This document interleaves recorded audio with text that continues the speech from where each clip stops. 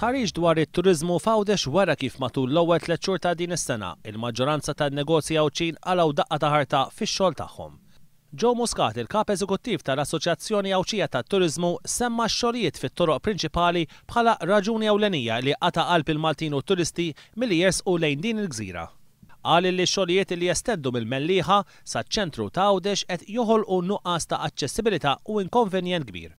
Għalina dawn ix-xogħlijiet li qed jestendu mill-Mellieħa f'Malta u jaslu saċ-ċentru tal-Belt Vittoria f'Għawdex fil-waqt li aħna nifhmu li dan huwa ta' titjib għal prodott turistiku, madankollu qed joħolqu ħafna inkonvenjent fl-aċċessibilità lejn il-gżira kif ukoll fuq il-gżira ta' Għawdex. Mistoqsi dwar x'jiġri jekk ix-xogħlijiet jitlu fix-xhur tas-sajf, Joe Muscat wieġeb hekk. Aħna għamilnija ċara mill-ewwel mal-awtoritajiet li Għawdex kollu. Imma mod partikolari l-industrija turistika ma taffordjax li nidħlu għax-xhur tas-sajf bis-sitwazzjoni tat-toroq.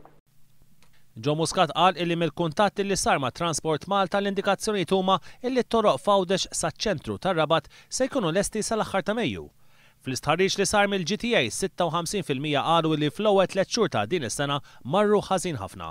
36% qalu illi marru mhux ħażin u kienu biss 2.4% illi qalu illi marru tajjeb ħafna.